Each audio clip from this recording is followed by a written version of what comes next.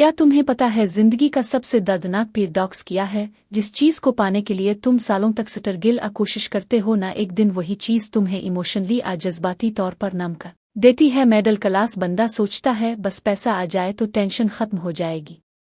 अकेला इंसान सोचता है कि बस रिलेशनशिप मिल जाए जिंदगी मुकम्मल हो जाएगी। और स्ट्रगलिंग बिजनेसमैन सोचता है कि बस कामयाबी और तरक्की मिल जाए।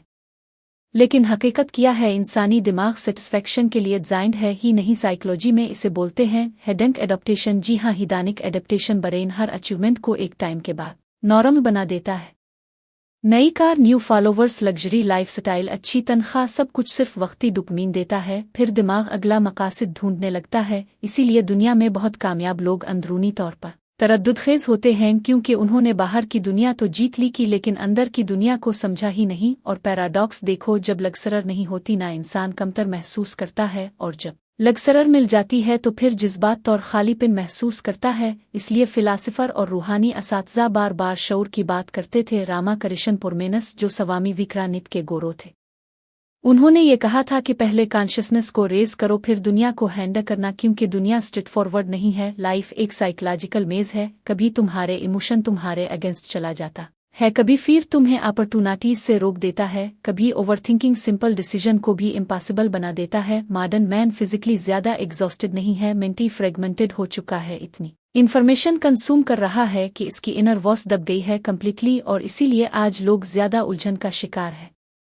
और शफ़ाफ ज़हन कम। साइकिट्रिस्ट विक्टर फ्रैंकल ने कंसंट्रेशन कैंप सर्वाइव करने के बाद लिखा था, ये मतलब जब अंदर कोई मतलब नहीं होता, इंसान का ध्यान भटक जाता है। दूसरों से मवाजना, आसानी ढूंढना, मुसलसल स्क्रोलिंग, एंटरटेनमेंट और तफरीह, ये सब टेम्परेरी एस्केप हैं, यानी वक्ती डोपामिन। लेकिन परमानेंट क्लैरिटी यानी मुस्तकिल शफ़ाफियत बिल्कुल नहीं, और उससे विजदान कमज़ोर हो जाता है।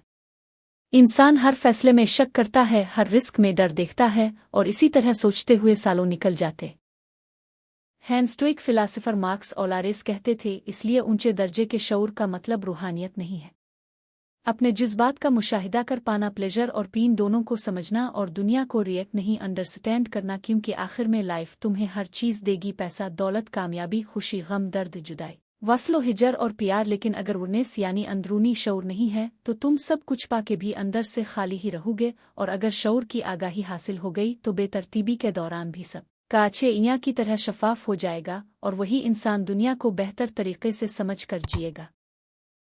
क्या तुम्हें पता है सबसे पेनफुल रियलाइजेशन क्या होता है? ये समझना कि बहुत लोग तुम्हें मिस करते ही नहीं, वो बस तुम्हारी प्रेजेंस से मिलने वाली फीलिंग को मिस करते हैं। तुम्हारे अटेंशन, तुम्हारे अवेलेबिलिटी, तुम्हारा इमोशनल सपोर्ट और तुम्हारी वैलिडेशन। मॉडर्न वर्ल्ड में बहुत से कनेक्शन इमोशनल नहीं होते, कन्वीनियंस बेस्ड होते जा रहे हैं। जब तक तुम अवेलेबल हो लोग अटैच फील करते रहेंगे, लेकिन जैसे ही तुम डिस्टेंस क्रिएट करोगे, दूर जाओगे, सडनली उनका बिहेवियर चेंज होने लगता है।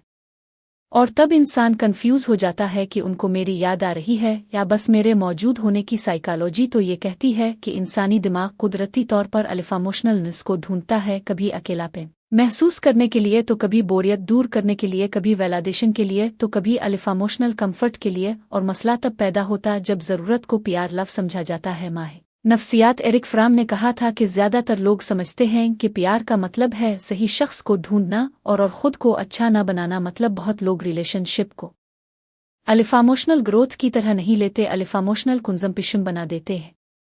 इसीलिए मॉडर्न वर्ल्ड में अटैचमेंट फास्ट लेकिन डीपथरीर होती जा रही है, यानी रिश्ते जल्दी में जुड़े जाते हैं लेकिन उनमें गहराई बहुत कम होती है।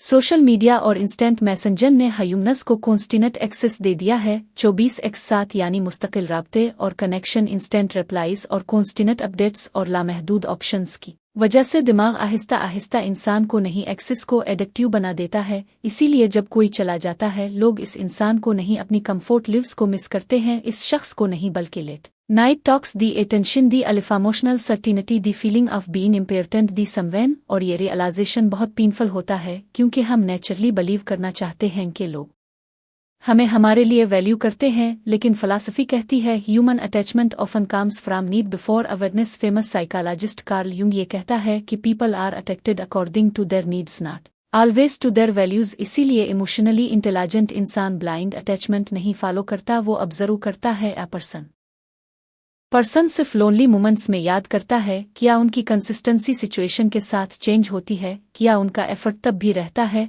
जब उन्हें तुमसे कुछ गेन नहीं करना होता, क्योंकि ट्रू कनेक्शन कन्वीनियंस के बाद स्टार्ट होता है। जब मोटिव खत्म हो जाए ना, तब जो इंसान एहसास रखता है वही रील होता है। और ये समझना नेगेटिविटी नहीं है, ये इमोशनल मैच्योरिटी है, क्योंकि आखिर में हर आई मिस यू वो लव नहीं होता, कभी कभी वो बस एक इमोशनल हैबिट विथड्रॉल होता है। और जिस दिन तुमने ये डिफरेंस समझ लिया, इसी दिन तुम अटैचमेंट से नहीं, अवेयरनेस यानी शऊर के साथ रिलेशनशिप में एंटर करोगे। सिर्फ इस सूरत में अगर तुम्हारा शऊर उजागर हो जाए। अगर बात समझ में आई तो कमेंट सेक्शन में लिखो इमोशनली मैच्योर और अपनी राय का इजहार करो और ज़्यादा से ज़्यादा लोगों को शेयर करो ताकि उनको भी अवेयरनेस और अंदरूनी शऊर हासिल हो। हमेशा खुश रहो और दूसरों को भी खुशियां बांटो और हाँ, सब्सक्राइब ज़रूर करना।